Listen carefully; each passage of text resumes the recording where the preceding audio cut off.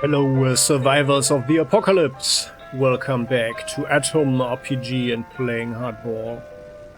So, we have been quite successful and we have experienced a lot. We had a nice and interesting conversation with a whitish lady with white hair about the sky, heaven, and other spiritual topics. We helped her escape the wrath of the mushroom cult. We fought the cult of the black goat. So that was basically a very cultish episode. And then here, to make a boom glove. Ooh, and a knife knuckle duster. Maybe we do that. But maybe we are actually, firstly, getting this one here. And then there. This is for more speechcraft, I think, right? Yeah, I mean, I think we are okay with the equipment for now. Let's firstly increase our abilities. We have 6,000 rubles, which is good. Oh, and yeah, Abraham is getting really rich here. And that's for more survival. So let's get the avant-garde there. Yeah. It's very painful, but we have to do it. There you go. Trade. And yeah. And I have to say, well, we are actually... we are discussing with people all the aspects of life, right? Like nature, music, literature, spiritual topics. We need to get to eat something. Yeah, and however, nothing of that is really, like all these discussions, they are for the moment maybe on a very short term fulfilling, but we probably know that there's a gap, right? A hole that isn't unfulfilled. We don't have any meaningful relationships, which might be one of the reasons why we became an addict, an alcoholic in the first place. And yeah, and now this girl from Odessa is gone as well. Christu, hey, don't tread on my feet. Here, come on, let's eat something. Let's have a nice barbecue to celebrate our victories, our spoils. And then actually, while sitting here on the campfire, and I think actually like I don't know where the poison came from, but let's drink some water as well. So flush it down, very good. And there we go, right? So, and how about we just read one of the books now? Let's read it aloud for the team. This is the Army Magazine, number 12. We already have one of them, right? The Army Magazine. I think we had it before, like there somewhere. Army Boss, Mysterious Book, Tattered Journal, Personal Diary. Oh, I guess there was only one of them, huh? Yeah, well then. So, Army Magazine. Oh yeah, pistols and SMG 28 points. Oh, it looks like it's not 30. It should be 30, right? Maybe we are at a point, let's check it out, where we don't learn so much from the books anymore. And then actually it would be smart to read them all as quickly as possible. But yeah.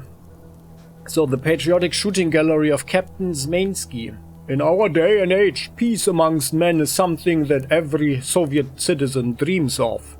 Who would not want to live under the new age when capitalism stops struggling and accepts the superior ideology of Marxism-Leninism, huh? This could be a glorious age indeed. An age when our Soviet nation, which already holds out a hand for peace, will stop being sped on by the evil forces of the world that seek to provoke us for open conflict. An age when we could all cite the great Leninist writer and martyr Hemingway by proclaiming A farewell to arms. An age when shooting becomes a simple sport for all ages instead of a means to kill fellow human beings. Every Soviet citizen wants just that, because we already live in a peace-loving, pacifist country. But the Western aggression makes us forget this great dream, at least for the time being. This sad truth is also known to the head of the 1893 third shooting gallery of Ust-Katerinsk, World War II veteran Vsevolod Borisovich Smensky, who turned his workplace into a real boot camp for young fighters. Here he teaches the ABCs of guerrilla warfare to kids that are still too young for true combat training. For the sake of this article we have visited one of his lessons with 3 young pupils, the 8-year-old Zina, 9-year-old Kostya and 10-year-old Vadim. Ah, what do we have here? Oh, Zina, you call that killing a man? Asked the strict teacher while looking at a paper cut out of an American soldier that the little girl used for target practice. Yes, you shot him in the side of the throat. Yes, you made some holes in his belly. So what? You know how much time a man can stay alive with such injuries. Enough to make mincemeat out of you. Haven't I told you how quick their EM16 rifles are? Yes, they jam a lot and are utterly unreliable, but they can put a whole magazine into you in just a few seconds. I saw plenty of that in Vietnam. I mean, I'd see plenty of that if I was secretly fighting in Vietnam by government orders, which I was not, of course. Now, if you're shooting his throat, try to hit the middle so you cripple his backbone. But I'd rather you aim between the eyes or at the kneecaps. You know how much it hurts when they get you in the knees? The guy will collapse instantly and scream his lungs out as you finish him with the bajonet. The girl quietly nods. She looks rather sad because of her mistakes, but that frown quickly turns into a smile as she promises she will never let her mentor down again. A piercing sound of the whistle signals for little Vadik to start shooting. The boy sticks his tongue out and begins methodically shooting a pig carcass that was gifted to the shooting gallery by the 7th Ust-Katerinsk slaughterhouse. Despite the boy shooting from the hip, each bullet hits its mark, making the carcass shake as if alive. But, alas, the last shot isn't a bang, but only a sad little click. The TT gets jammed. You're pretty good, says Comrade Smensky with a smile, while taking the pistol from the boy and ejecting the jammed bullet by hand. But where did you pick up that technique? Did you see it in some action movie? Never try out a technique you're not properly acquainted with. And don't bend your elbow like that after each shot to dampen the recoil. That's more of a revolver technique. Oh, I'm not training future sport stars or trick shooters. I am making them into warriors that will get up from their school desks and fight to the death if need be, states Comrade Semensky. They will forget everything the movies like. The white son of the desert or spaghetti westerns taught them. I will teach them to fight like a real child soldier fights, right? After such an impressive speech, the only thing we could do was to congratulate Comrade Smensky on his methods and wish great luck to his patriotic project, right? The child soldiers. So, let us check. Now we have the pistols and SMGs at 96, but we only got 28 points. I'm not sure, maybe, but I guess it's also book related. No, I think that's just it. Okay, nice. Then, now that the campfire is so cozy, let's read the other one, the magazine, the Avant-Garde Almanac. There we get 28 points for speechcraft. Why not 30? It's reduced, I think. I guess it's because of our level, huh? Oh no. So I think we need to buy all the books now. That's probably the best. Otherwise, yeah, it's less effective. It's less efficient even. So here, the revolutionary verse of Reltsov. Verse libre or free verse, as they call it, as a rare bird indeed, at least in Soviet literature. As soon as this genre was born back in the last decades of the 19th century, It was labeled harshly by Marxist critics as being degenerate. Even in modern times and even in the most intellectual company of people, the word vers libre draws associations with decadent, weak-minded, pale-faced degenerates that called themselves poet of the so-called Silver Age of Russian literature. The manner with which a typical word libre breaks the traditional syllabotonic structure of rhyme and tempo is associated with how those filthy decadents broke social and human norms by taking drugs and attending unspeakable bourgeois orgies that sometimes featured bestiality as well as acts most homosexual.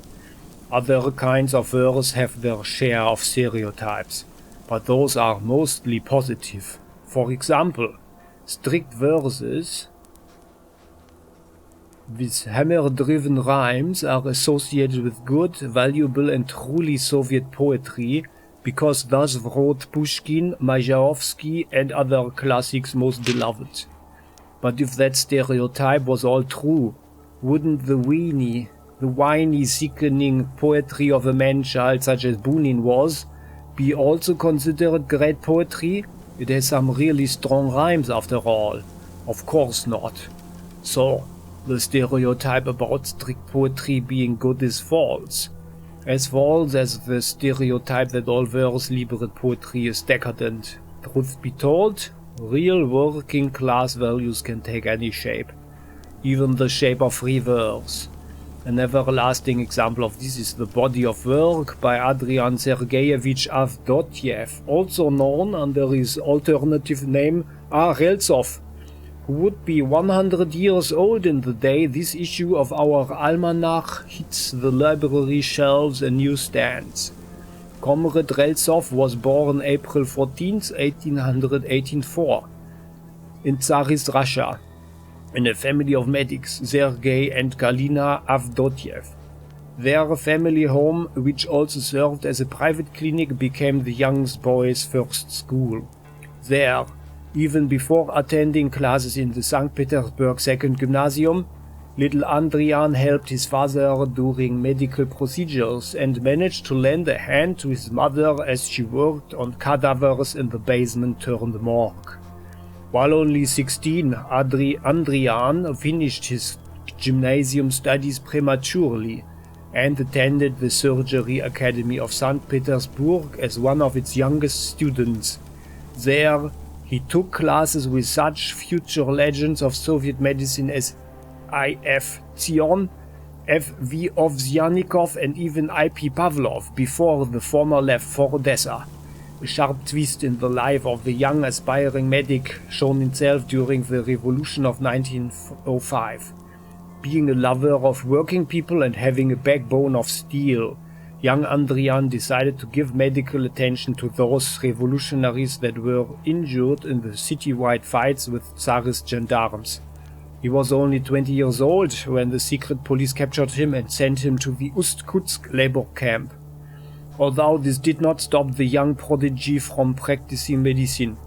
The head of the Ust-Kutsk salt mine quickly learned that the talented medic was among the new batch of prisoners and asked Andrian, Comrade A. Reltsov, or Comrade A. Reltsov as he preferred to be called, to staff the prison clinic as part of his sentence. 3 years later, Comrade Reltsov died in a prison-wide influenza epidemic. All that was left after he passed was his notebook of vers libre that he tended to as he worked in the prison clinic and especially the mortuary.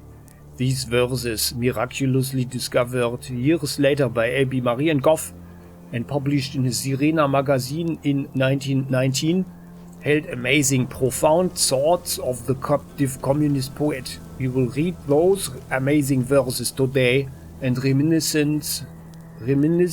on the life and labors of Comrade Reltsov, the young red martyr for truth and beauty. There we go, Speechcraft 28.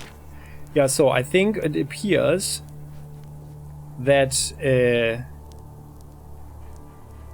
yeah, we're still exhausted, but like that's the positive exhaustion, right? So Like when you feel exhausted, you know that you have accomplished something, right? Made yourself and someone else happy, I think. So, I think we needed the food. We are going back. And I guess, I think we are actually investing a lot of money right now. I think that's for the best. Let's do that. Let's do that right now. We have the money. And it's not getting better, I think, with our skill points. And then, I mean, the worst that can happen is that we need money for something important, and then we just need to wander the wastelands and hope that some slavers think that they have some juicy slaves in our, in front of them, and then we just need to take them out. So that's the thing here. Also, my thinking is that we are actually going to the gasoline station fortress. And hello, Abraham, how are you doing? I need to take a look at your books. Thank you. Yeah, the Red Strider, and we have 4,900. It's actually like these here. The recipes, this one here, how much is it all? It's like 4,500, right? Yeah. Yeah, well, we could do it. And I say we do it right now. So let's do it. Crazy shopping spree here, but whatever. Yeah. I mean, we're not making Abraham a millionaire. And I guess that, like, these books here we can actually buy at a later point. The cat's paw is like for pickpocketing, which I actually don't really plan to do. But yeah, let's do it. So there we go. Painful as it is. Need to go. Thanks, Abraham. So now we are really the bookworm of the wastes. Let's go in here. So we do have the Red Strider. Use it. Letters from up north. For months now, the attention of our motherland's tourism enthusiasts is linked to the adventures of Comrade Sinitskin and his crew of young specialists that chose to travel the unknown and mysterious North Pole. As we all know, those simple Soviet youths, those 5 brave students, Vlad Galperin, Eugenia Suslova, Grigory Sarkisian, Elena Gulobeva, and their leader Alexei embarked on this journey having nothing but theoretical knowledge and healthy enthusiasm behind their belts. But they did it not just of wanderlust, they did it to prove the superiority of Soviet science. Several experiments with the recently discovered neodymium magnet technology await our brave boys and girls at the magnetic peak of the Earth. How will those powerful magnets interact with metals being so close to the North Pole? How does the cold interact with magnetic fields? So many questions. The expedition, though, doesn't doubt it for 1 second. There will be suitable answers to each and every one. Last time we heard from the brave explorers, they sent our readers some valuable information about life in the land of everlasting cold. Together with our travelers, we learned something new about polar foxes and the society of icy water-dwelling seals, as well as some survival tips. Covering your face with animal fat helps you walk through the cold air, all the while keeping skin healthy. Factory-made creams presented as remedies against frostbite work much worse, freezing over inside their bottles when the temperature is extremely low. The polar mirages are far more realistic than those found in deserts. Some readers might remember how Elena and Vlad told us of the mile-long tentacles under the ice via radio. Rubber boots, while useful on the icy fields, should be strapped to your average footwear with scotch tape, since plastic breaks easily in the cold. Electronic gadgets are even less stable than rubber and plastic. Readers might remember how Grigory's new Pogodi toy broke down after a storm hit the camp. In our current magazine issue, you will get to see the full transcription of what our brave wanderers broadcasted to us recently when they were only some 50 kilometers from the alluring North Pole. 31st. September 1981. This is Sinitsyn, expedition leader. First sunny day of the week. Before, it was impossible even to radio in. Got snowed in constantly. Keeping fire was almost an impossibility. One night, snow completely covered the cart we carried fuel in and we thought it was lost forever. The mood was close to panic for the first time. Thankfully, as the snowstorm ended, we managed to find it again, completely buried but intact. We will never forget the noises, no, the howls the blizzard made. Another thing we suffered through is called infrasound. A kind of sound so alien, your ears are not capable of hearing it, but your body still feels the vibrations and panics since it's hard to tell where they are coming from. Some brains compensate not hearing the sound by imagining voices. Some even get visual hallucinations from shapes and colorful lights in the sky to the grey shadow people that tell you disturbing things. Grigory and Vlad were investigating the general camp area today. They later came back with awesome news. Seems like they found tracks of an actual polar bear. From the looks of the tracks, the magnificent beast wasn't even a loner. It walked along with at least one baby bear. As Elena learned this, she swore never to let go of her camera. Eugenia, inspired by the boy's story, got Grigory's guitar out and played us the bear song from our favorite comedy, Kidnapping Caucasian Style. You know, the one about polar bears rubbing against the axis of the world, making the earth spin and young people fall in love? Quite the subject matter, right? Well, that's about it. We are moving the camp closer to our destination in 2 days. Until next time, comrades. There we go. That gave us 22 survival points. Now we are at 118. And then this here, advice from the toilet number 6. Or firstly number 3. A barely visible note scribbled on a sheet of yellow toilet paper with a chemical pencil from of some sort. You are a nasty lot, aren't you, people of Krasnozameni? A nasty bunch of sleek-faced buggers and bitches. Not a week passed since my last message and you flushed 10 times more spiders than in the previous month. And some ugly surface boys even tried to lure a wolf into my sewer. Why do you hate engineers? People who clean and maintain your sewer.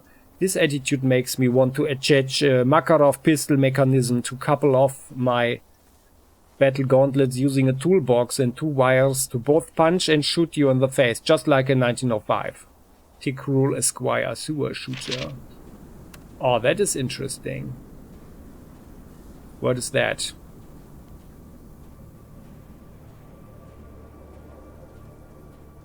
The boom glove there. Ah, very good. We do have the Makarov pistols. Oh, and we need 2 of these spiked ones, like the 2 battle gauntlets. This sturdy leather glove is hiding a horseshoe inside and a small gun on the outside that fires on impact. This weapon will stone cold knock out practically anyone. Stun chance 10% and critical chance 15. And this one has 20-20 though. But, oh yeah, well, actually I think the battle gauntlet might even be better because the AP costs are just 3. Oh yeah, and by the way guys, I wanted to say something about the general strategy about Hexogen. So he's got 8 action points, right? And the idea would be, I mean, before I knew this boom glove, my thinking was that we are not going into the shield bearer, I think, at least not now.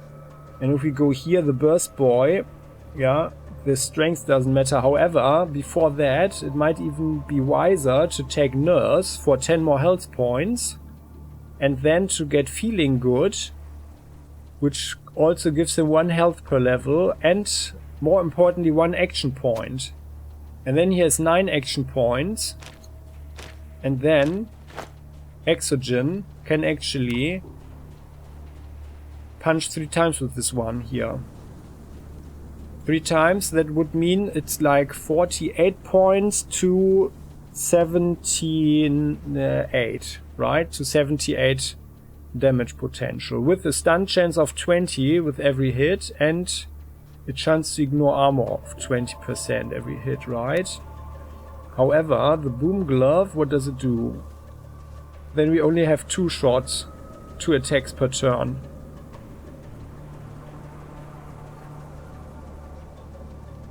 To normal attacks, and that's 40 to 60. Although we have a crit chance of 20, right? And there we don't have a crit chance at all. Yeah, so this is like the boom glove is more the damage output.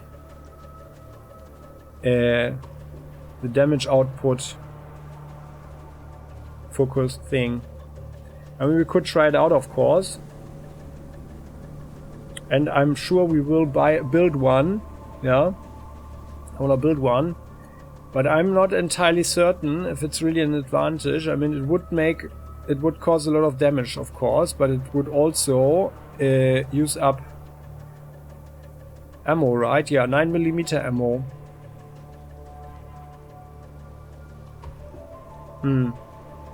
Well, we'll try it. So, anyway, that gave us 6 more points in tinkering. Now we have 88 points in tinkering, okay, and then, being a good bookworm, this is the last one, advice from the toilet. Another barely visible note scribbled on a sheet of yellow toilet paper with a chemical pencil of some sort. Hello, Krasnos Many, it's so lonely here in the sewers where there are actually no bandits or smugglers to speak of. So lonely that I started carrying my claw knuckle duster knife combo, made with the help of any knife blade, scrap and instruments from toolbox.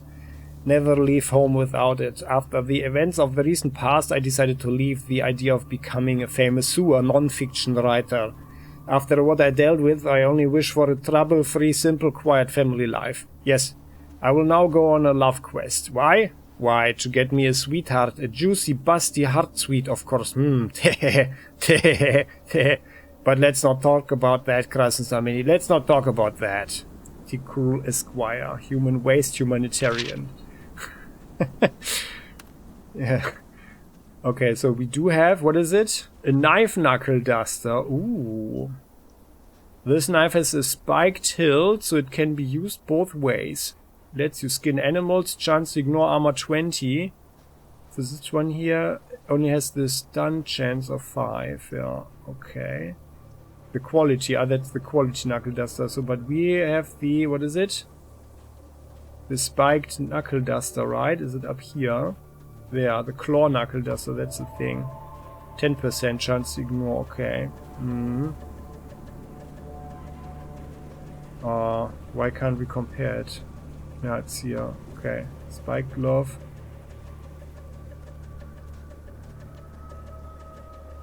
Yeah, it's also attack 4 to 5. 5 for yeah, well, actually, like when if we do 2 aimed attacks, or we can only do 2 aimed attacks with this with the claw knuckle duster anyways, and with this one we could also do 2. Well, we will build everything anyway, and we do have the knives, so we need. I think we have knives in storage. Okay, so and we got another 6 point in tinkering with that. Now we are at 94. Okay, that's fine. Good. Good. So and now we are well read, I would say. And then actually, like here, Abraham, what do you say? These are only the books that came in with the mod. Yeah. I mean, we don't have any money right now anyway. I mean, we could probably, I think we don't need the scout book. I think that gives us survival, but I'm not entirely certain actually. Well, next time we have 2,000 rubles or something, we'll come here. So, okay.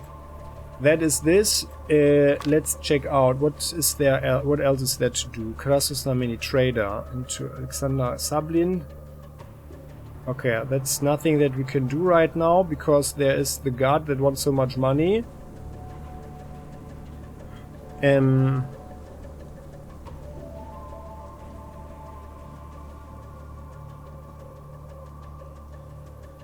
Oh, we could talk with this guy. A writer by the name of Guptsov begged me to talk to the newly arrived publisher, Vladislav Shirenko, on his behalf. The man is staying at the local inn. Yeah, let's do this one now that we are here. The local inn is over there. And now that we have even more speechcraft, it is all just fine, right? The inn is here.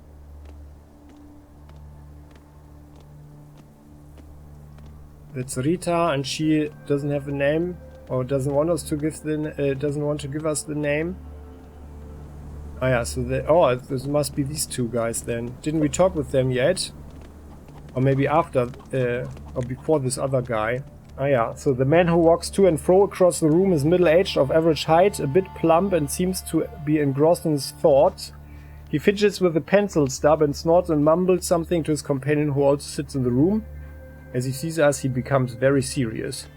I'm Vladislav Shirenko, editor-in-chief of the Shoot to Kill print house. Are you here to talk about my interview with the local veterans? Who are these veterans? My colleagues spent so much time writing these ads, and apparently someone tore them off the wall again.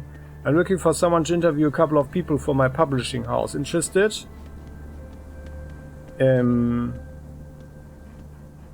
Well, can I have the details? The man folds his arms on his belly. There are 3 heroes of the battle for the Berlin Wall currently living in the city. Yeah, that very battle that ended up in the nuclear surprise for all of us. On the one hand, this is extremely lucky. On the other, they refuse to talk to me. One guy who I suppose has a bad case of PTSD even threw his urinal right at my head. Wow, you don't say it. That's living history. Yeah. Sad yet beautiful, like a violin playing in the Chinese garden. Alas, the times and the manners. Alas, the living history. This is exactly how I'm going to sell the story, but I need juicy details. I need these 3 old farts to crack up. Well, and if I agree, where will I find them? I need them to remember those events. We'll make up the rest. So these are the names. Sergei Maslov, who lives in the suburbs. Ambrose Trufflev from a house near the hotel. It was his urinal that I was nearly hit by. And the last is Vysotsky the navigator. People say he prefers lying around near the El Pollo Loco bar. Who lives in the suburbs. Okay, so 2 guys outside. Find them all and make them tell you about that battle. Write it all down or memorize it, I don't know, and bring their stories to me. You'll get 50% of my wages. Deal? Yeah, well, deal, of course. The man claps his hands and dances with pleasure, which makes the old floorboards creak. Let's have a short look. What you do? Have to barter nothing, okay. Well done, great. I'd kiss you, but I'm not big on that. Alright, I'll be waiting here. Wait, there's no need to punch us yet. Let's talk about something else. Oh, let's do so. Can we talk some more? Okay, why not? You can practice your interviewing skills. Let's start. Where are you from, guys? Like most printed media nowadays, from Trudograd. This city lost about 50% of its population, but preserved in its copper belly dozens of printing presses. I see. Next question. How is it being a journalist nowadays? Just like in any other job, everything runs smoothly if you keep it easy. Need an article on com? Go to the fields and describe everything as best you can. A report about carnivorous mutants? Well, look for someone who actually met them. Add a plausible story that involves you and chill. Okay, that's why I don't subscribe to any newspapers. Another question. What can you tell me about Krasnoznameni? Ah, nice, quiet, godforsaken backwaters. Perfect definition for this place. No need to snort. After the devilish technogenic ziggurat of Trudograd, even pre-war Moscow will seem backwaterish to you. I'm not from around here, I won't be hurt. I have another question. Are there any rumors that seem interesting to you? Well, one fellow was investigating the local legends about a brain worm that gets inside your head through your pupil and subdues you. But while his investigation was in full swing, he dashed to Georgia all of a sudden. That he wanted to visit his family. Weird. He never said he had any relatives in there. Gives you food for thought, huh? Can I ask something else? About something else. Did you ever hear of someone named Dick Popov? Dick is that muscled guy who's present in his private sauna. The ex-mayor of Kitesh City failed to explain, although no, that was Pedro Stallion. What are you talking about then? Well... About the unique, extraordinary, erotic space text series, right? Dick Popov is a juicy work of a local writer. The idea might turn out to be quite lucrative, theoretically speaking. Or this is a character of a sleazy book some local loony is either writing or has already written. He calls it a space fantastic novel and asked me to talk to you about it. So this guy, he's a publisher, so he's actually not interested so much in art or anything, but more in money, so... Dick Popov is a juicy work of a local writer. The idea might turn out to be quite lucrative, theoretically speaking. Yeah, I'm starting to remember. Some guy told me about this character in the same words. I believe I was trying to have lunch in the shade. He ran to me for some reason, called me a pig and started babbling, so how is it relevant?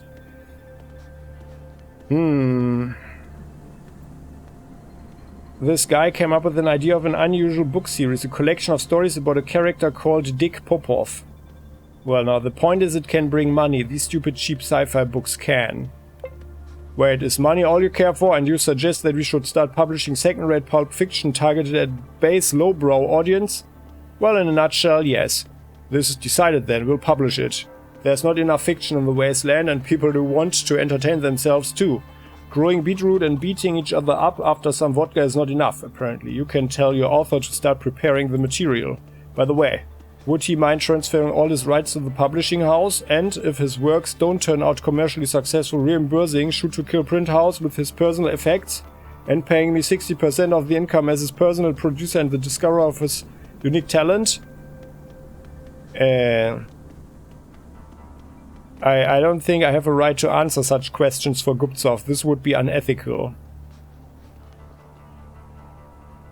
But on the other hand, yeah, well, he might be even happy to. I suppose he wouldn't even mind shooting himself to see his works printed, huh?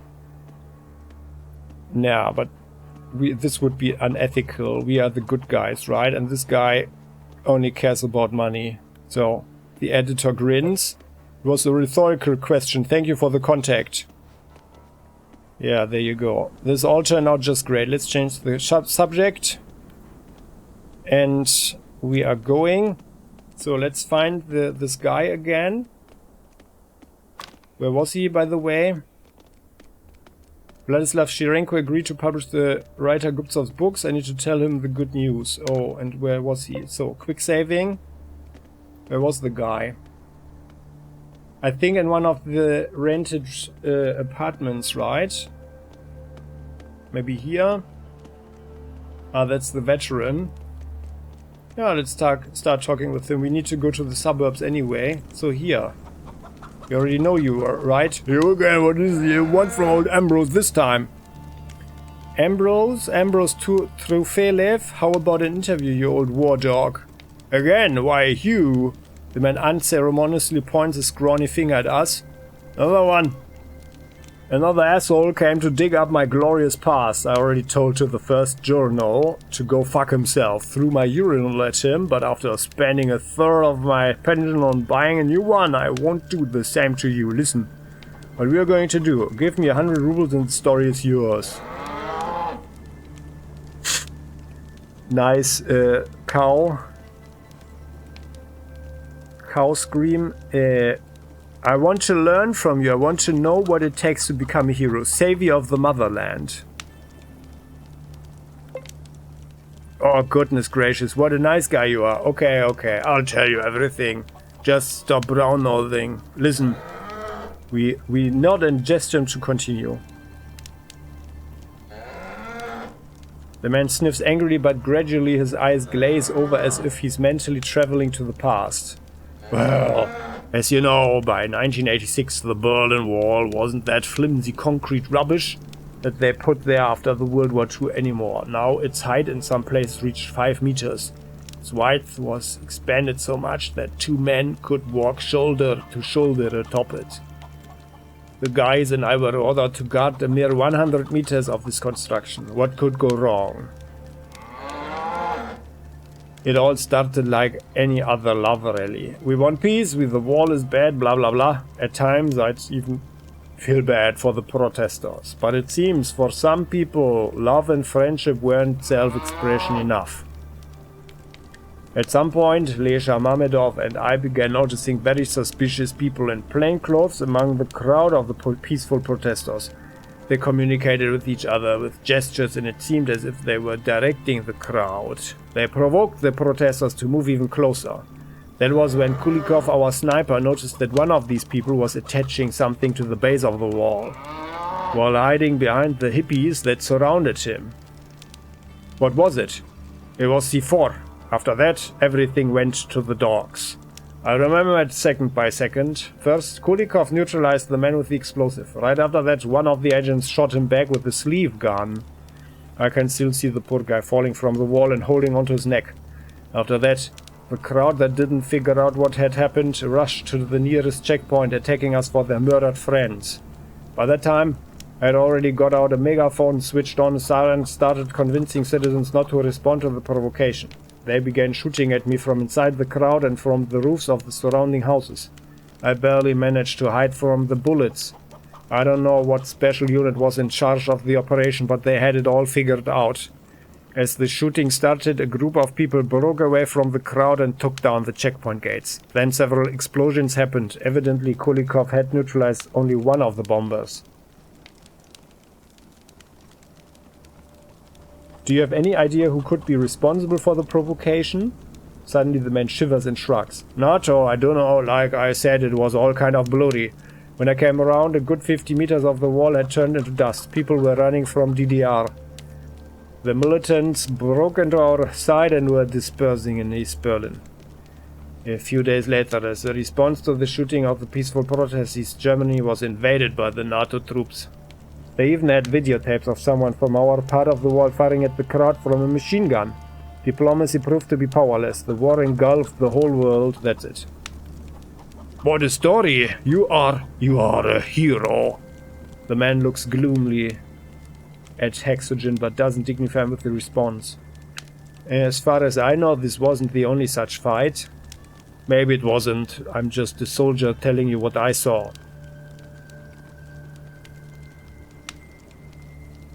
What was your comrade in arms, Navigator Vyotsky, doing that day? You mean Vysotsky?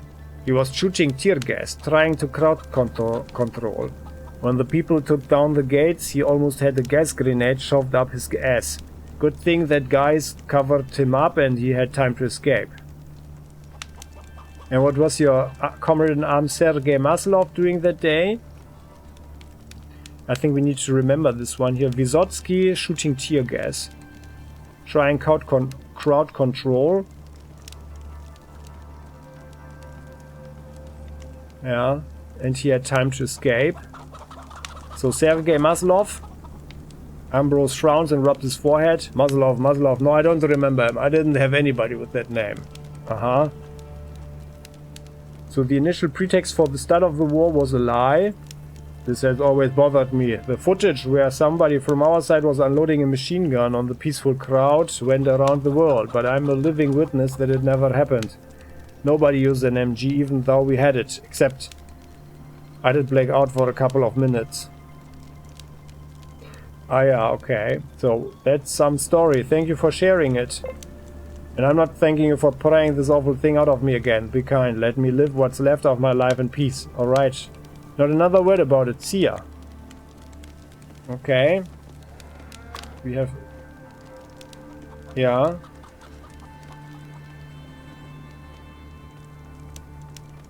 Vladislav Shirenko asked me to interview a veteran. Sergei Maslov. Was it up here now? No. No, doesn't matter. So, and the others then should be outside in the suburbs. Let's go there. And I'm having a cookie while walking.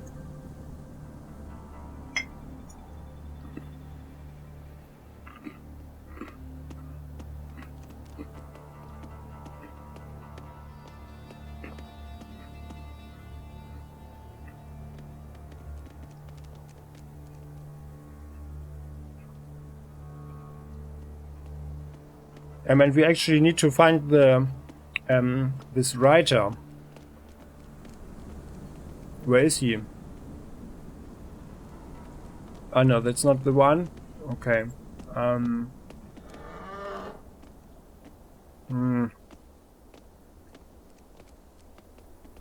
Maybe over there. This is just the cinema, right? Yeah. Let's go there.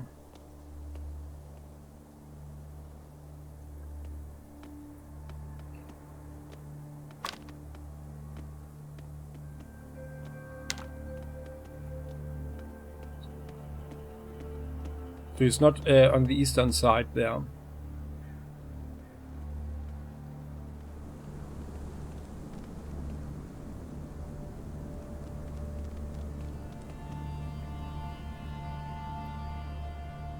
Someone sick there.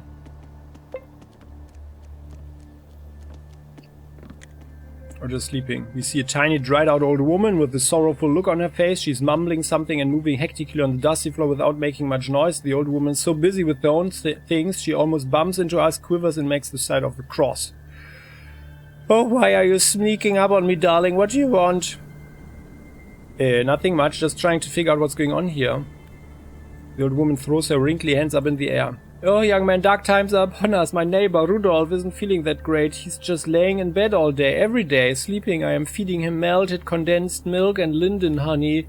He's swallowing as if he were awake, but his eyes won't open. Oh, that's just weird. By the way, we heard about the sleeping illness, right? Or something. Do you barter? Yes, you have cheese, but yeah, we don't want that. What do you know about the city? What is there to tell? Nice city, so clean. The people are mostly nice. Not too many drunks. Less than before, anyway. All good people. They work a lot, have clean clothes, and respect the law. Nice city, darling. Well, do you know any good gossip? Oh, what kind of gossip can there be? Someone fell ill, or prices have gone up. We have other things to do. We old people have no time for gossip. We need to take care of ourselves and of you, the young folk. I see. Well, see you soon, then. So let's have a look at this guy. Sick man. Nothing in his pockets. The man pays no attention to us as if he's been cursed. Can we take that? Yes. And a biscuit. Yeah. Oh, it's a dream diary of Rudolf Karpov.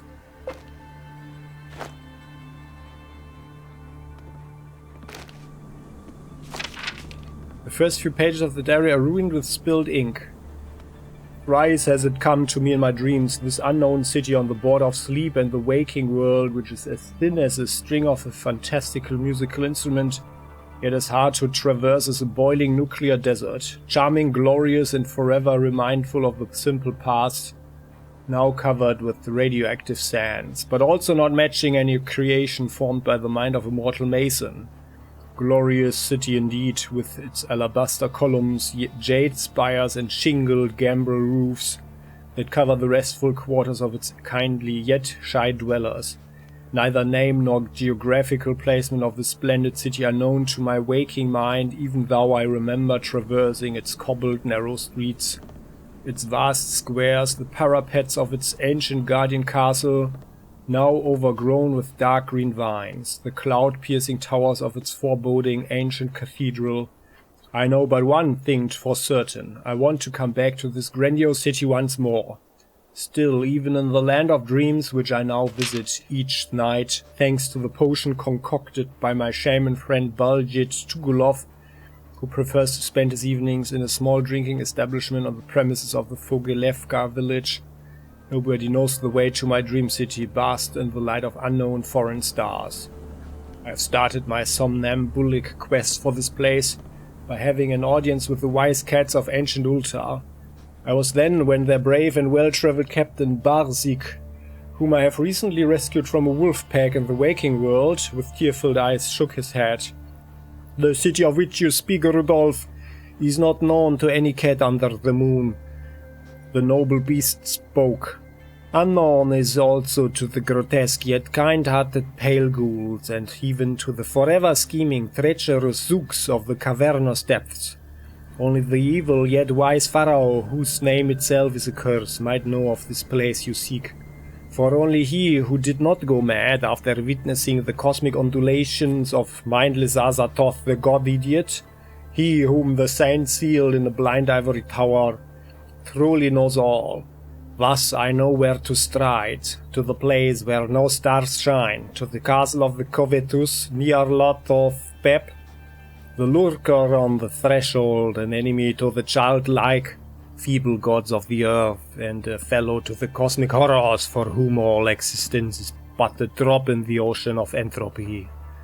Tonight, I empty the last of Baljeet's sleeping potions and return to my dream quest for the unknown city. Or perhaps for the for the doom that awaits me in the hungry, lashing tentacles of the monstrous inhabitants of Lang, the Nightmare Plateau. The diary ends here, further pages are empty. Oh well. Weights 150 grams. And I guess we need to talk to someone else about this, right? There's flowers there. Yeah. Nobody saw that, right? So this here, do we know you? The tiny dried out old lady? Ah, that's the same one. Okay, sorry. Yep, have a nice day, good lady, ma'am. So here we are. So we need to find the writer. The writer. So maybe, yeah, this is the hospital. There's no building over there. Well, the guy was here. I know, I remember him.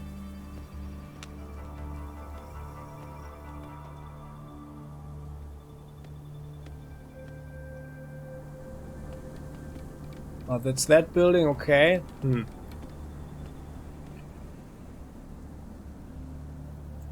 That's the police station.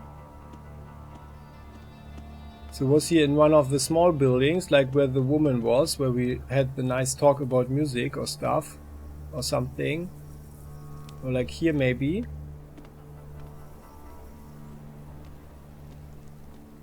Yeah, probably there.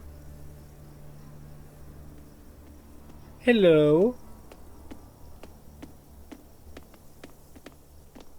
God save us all, the walking dead are roaming the dead city, they are called shadows.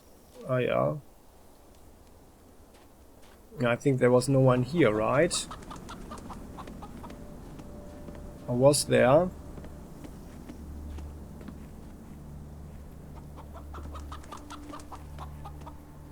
Someone made some laundry though. Oh, that's actually cozy. With the red lights there, but no one is here. Where was the writer? Then the writer must have been in the other part of the town. Because there's nothing here, right? We checked everything. Good. Yeah, that's fine. So that's the...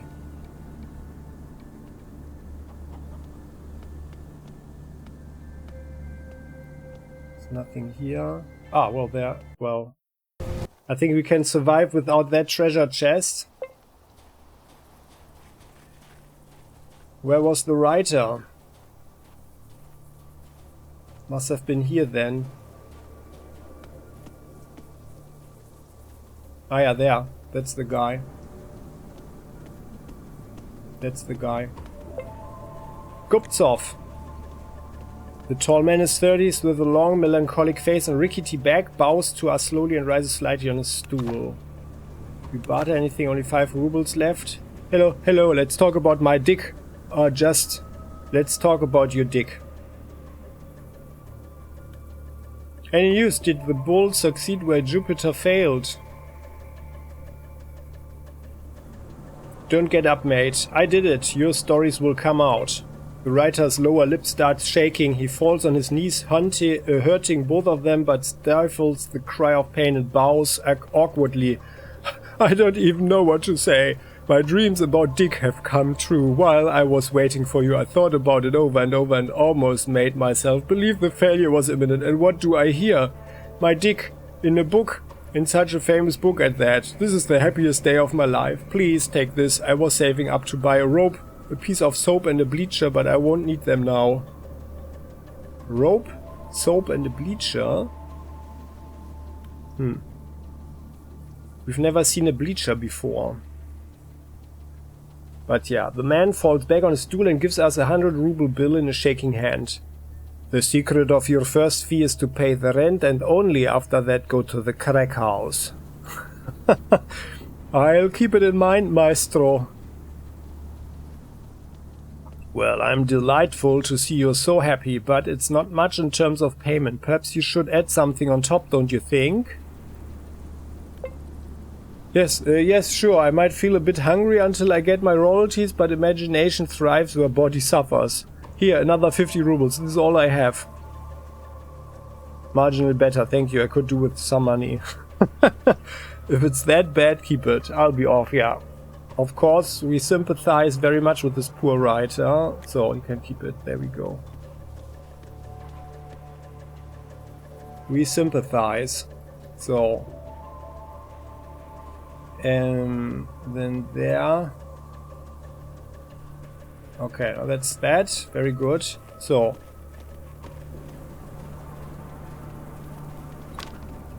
And did this update this interesting story? Yeah, Vladislav.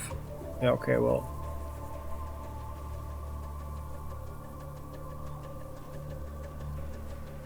Yeah, I think it's fine. So we did it. Okay, then going there. Now we need to find the people over here. Let's have a talk with the gypsy. Hello, fortune teller Sarah. How are you doing? Would you like to discuss the future? No? Okay, well, then you have some money, but you're an excellent trader, so no thanks. See you sometime soon, though. I'm sure of it.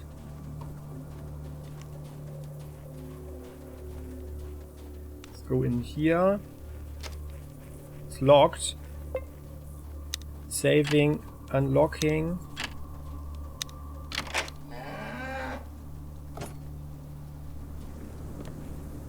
Ah, there's no one is in here. Oh! So we take care of the armor-piercing rounds.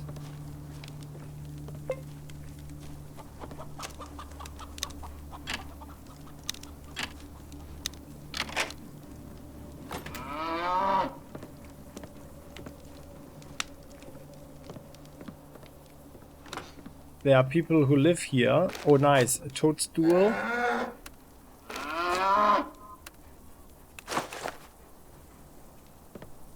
They've got a lot of vegetables there. Oh nice, another magnifying glass.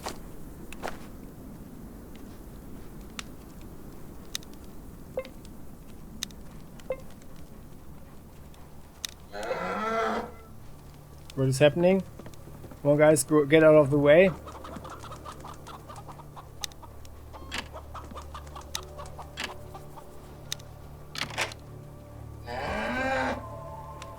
Vodka and biscuits. Yeah, well. Going there.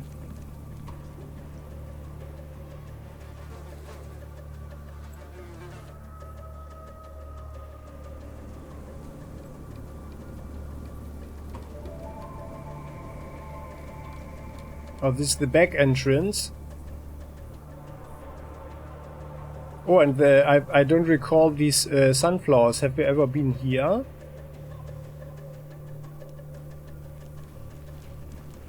Hunter's memo. Oh! Oh! We are the true bookworm. Oh, barter +6. Finally. Fellow hunters, I forgive you the beating you gave me last night, because I know how you feel, and despite what you think, I also did not get paid for the last hunt. I'm just like you. And I'm ready for some street justice. Grab a glass bottle. Fill halfway with gasoline and then stuff with banana or scarf. Voila. 1 Molotov cocktail. Grab as many Molotovs as you can and meet me at Mihailic's cabin. That fat cat will pay or will raise his shitty house to the foundation. Danila of the Vladimir Skanta Association. And now we have Barta 67. And someone... We can talk with someone to get a rebate now. I do remember. But I don't remember who. One trader thou. So I guess we are better not getting close to these sunflowers, huh? Why did we never go in there? But there we go, right? So it shows that it's always a good thing to check out your surroundings, right? Are there someone? Yeah, Anatoly, we already know you. This here. Oh, trash bin. Yeah, we have to go through that one, of course. Okay, hexogen. No. Fidel, you can take that all. Oh, that's like, that was the trash from the bar, actually. Let's go in here. Is anything there? No. Oh, yeah, there we were. Okay. Let's go on this side.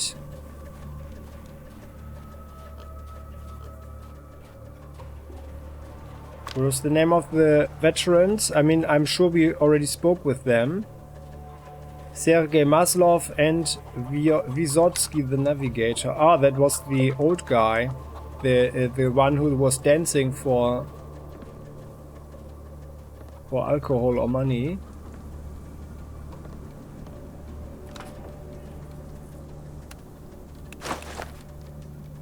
Yeah, I know we are literally stealing the spoons out of the mouth of the people.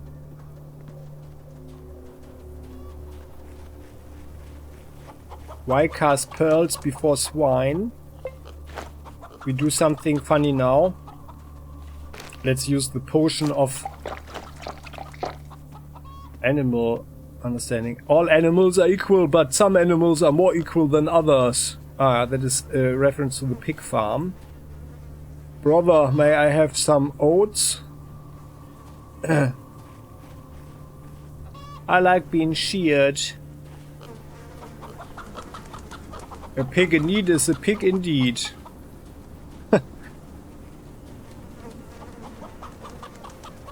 I like being sheared. Or what do the chickens say? Eating seeds as a pastime activity is not that bad. Eating seeds as a pastime activity is not that bad. No, it isn't. We have nothing to talk about. Okay, well, I guess you are correct there. Yeah, well. So, let's check out the other trash bin. Behind this building.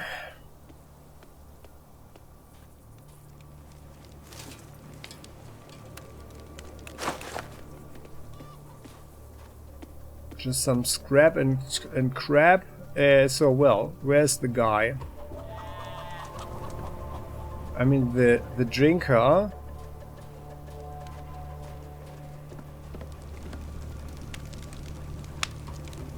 Oh, I think that's one. That's one of the veterans. Probably right. These typical Krasnos are many knuckle dragger eyes as with unfriendly curiosity. Good thing I'm covered with honey the way you're pestering me. What do you want?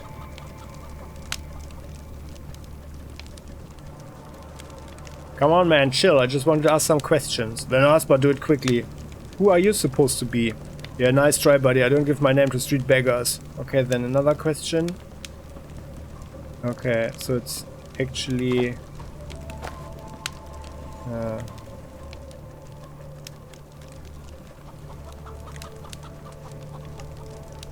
the bony middle-aged woman. Any question? No, nothing to talk about. This here. The stocky, cleanly shaven man. Yeah, looks at us full of disgust, but he doesn't have anything in his pocket, so Bye-bye. Well, if only we could ask this guy here, right? It's Patrick. So, do you know where they live, buddy? No, you don't. Well then, so just go. Well, I guess this is like the time. There needs to be a certain time of the day that these guys are here, actually. So, like the suburbs. But they're not here yet.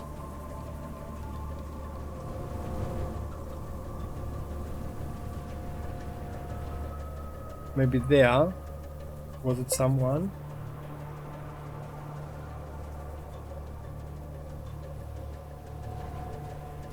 That's just a guard.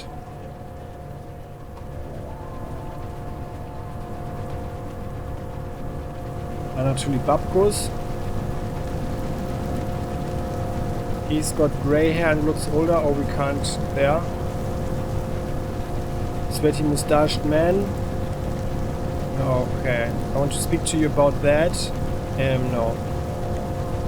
Okay.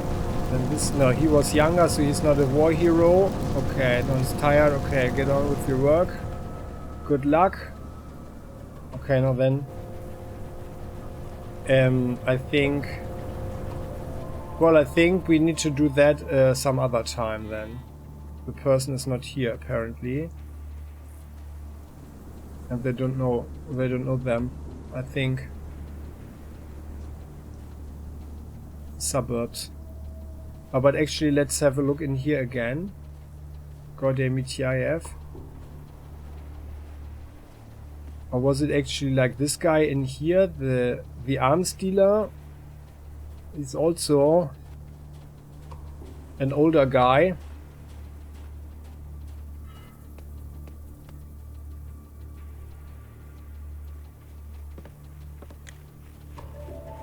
No, he's just the armorer. Well. Oh, a cuirass. 10 dodge. Oh. Oh, that's better than the steel armor.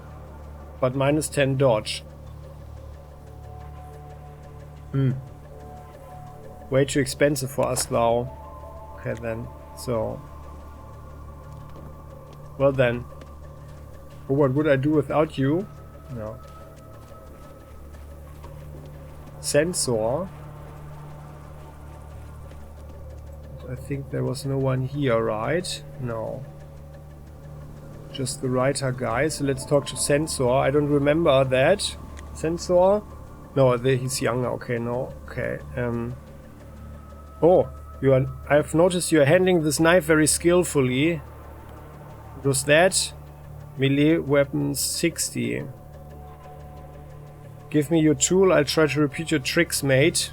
Oh, this old school. Before the war I studied medicine. Failure, okay. Yeah. Drop it on the floor. And then, yeah, that won't do. And then he's actually teaching us. Okay, and then we get 13 points. No, we get 10 points. But however, 60 points, what do we get? Oh yeah, for that actually. For that I kept the point. So let's put everything here, melee weapons. Let's see what happens. So I've noticed you're handling this knife very skillfully. The man grins. This is old school. Before the war I studied medicine. This thing is heavier than a scalpel, true, but just as functional. Never know what surprises life has up its sleeve. Haha. Give me your tool. I'll try to repeat your tricks, mate. We are successful. We effortlessly repeat the man's every movement. By the end of the skill test, the man whistles happily. Wow, seems there's nothing I can teach a man of your skills. Great work, mate. You have my respect. Thank you, mate. Now let's change the subject. Okay. So we don't get anything, except for some experience. Oh. Well. Then we should have talked with him before, huh? So let's talk with him, with Sensor. Like this. Notice you're handling this knife very skillfully. Yeah. Give me your tool, I'll try to repeat your tricks, mate. We take the razor-sharp knife and struggle to locate its gravity center, then try to throw and catch it, but all we manage is to scratch our hand and drop the weapon to the floor. Ui. Hey, this won't do, mate. I'm not saying everyone should be at the same level as me, but this won't even help you to fight off a drunk tramp in dark alley. Raise the knife, I'll teach you some tricks.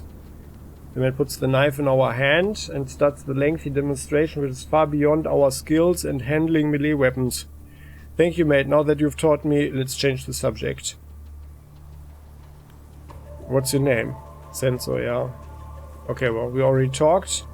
So that's actually nice. So we got another 10 points there. Melee weapons is 58 now.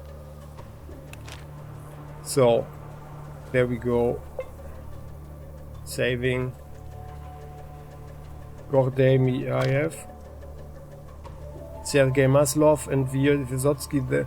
So I'm rather sure that we already talked with these people. But I guess they are actually just showing up at some other time of the day or something, right? So let's not wait around for that.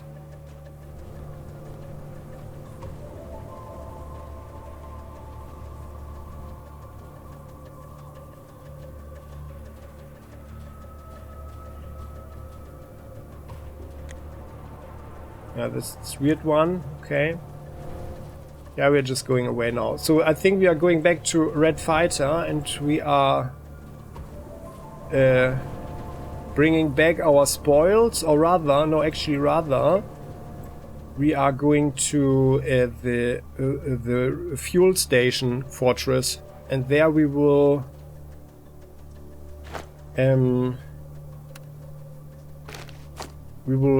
get the fuel, transport as much fuel as we can.